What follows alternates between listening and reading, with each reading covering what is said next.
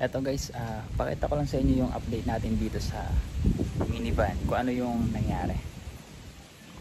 And bali, ito yung itsura ng minivan natin after dumaan ng 1, 2, 3 bagyo. Diba? Kasi tatlo yung pumasok eh. Nung pinakita ko to sa inyo, dito pa yan nakalagay. Kay ano pa yan, kay Bagyong Krising. Ala pa to. Ala pa tong tubig na to.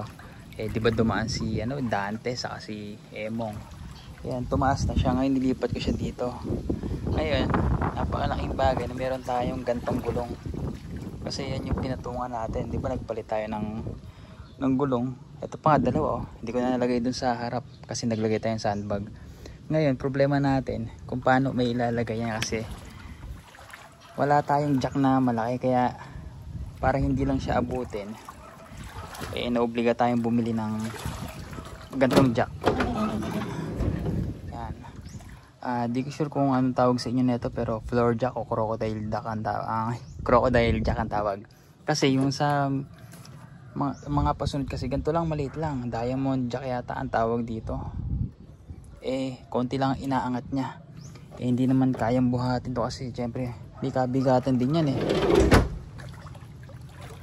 Yan, tingnan sa kabilang side. Ayan o.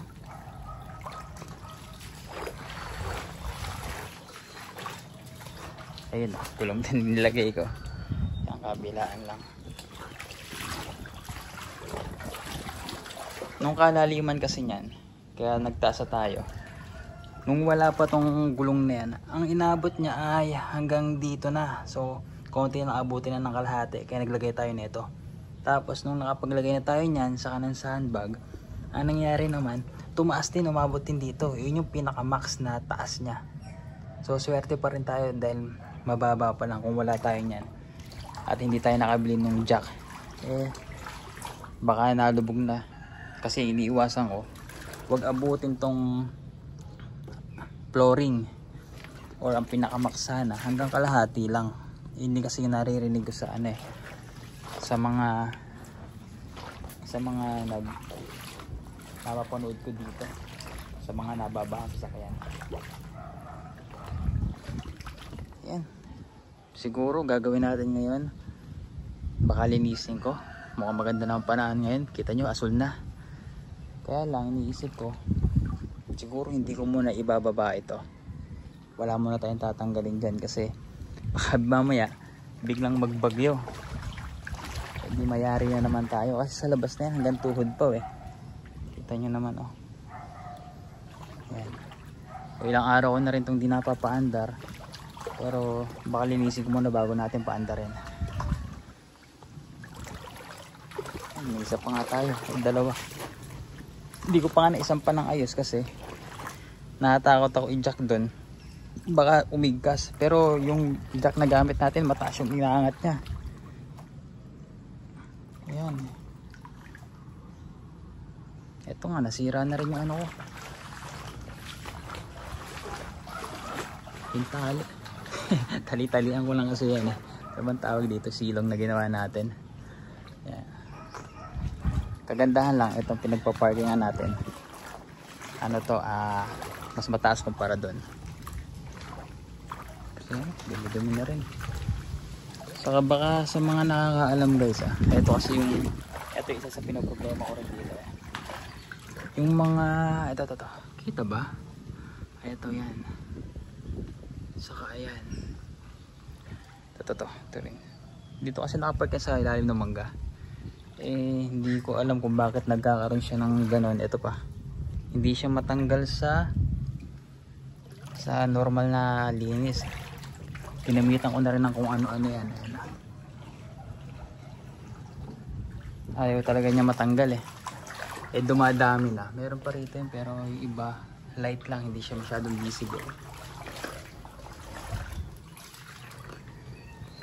So yan ang update dito sa ating minivan.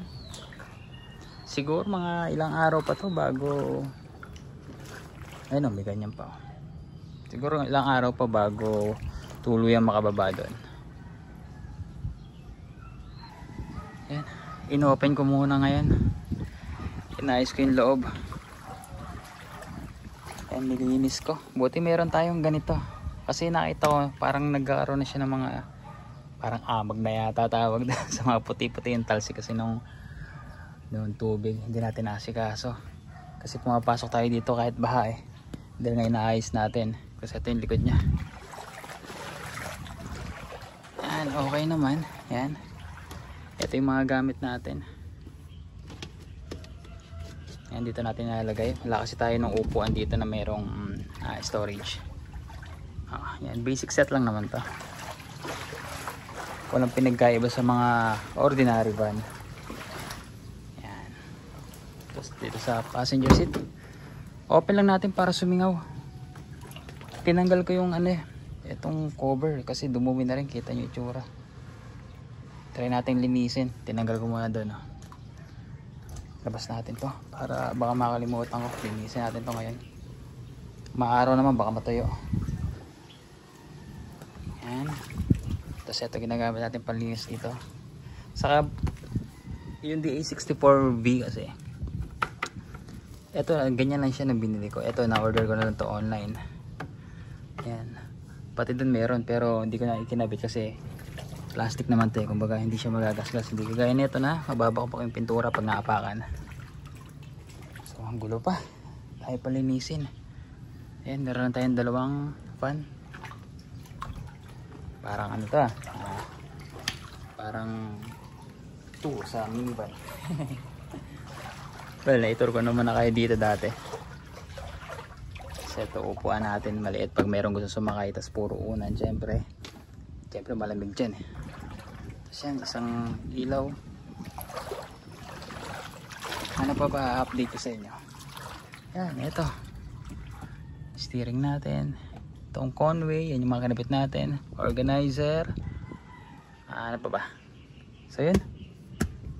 Ba't parang na-adjust ng sobra dito yan. Pero okay lang yan. Yan, napakalaking bagay na itong Inco. O shout out sa Inco. Yan ang ginamit natin. Laki na ito. Bigat na ito. Binuhat namin yan hanggang doon sa labasan. Buti nasakay kami ng pauwi sa pickup. Swerte. So yun, sana hindi na bumaba. Ay, hindi na bumaba. Sana hindi na lumalim. O may mga isda na. Ito yung view ko. Para tayong nasa dagat. Pero asal na yung langit eh. Mukhang payapa na at maganda na ang panahon. Antayin na lang talaga natin humupa to. Yan. Dahil paligpitin.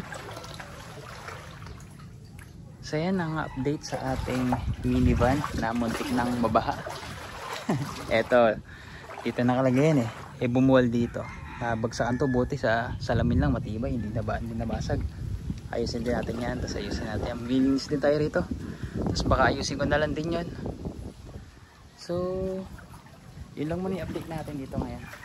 Balitaan ko kayo pagka wala na to at nakalabas na tayo. So yun lang. Kita-kits sa mga susunod nating video. Uy, kita ba ako ito sa lamin? Bye bye.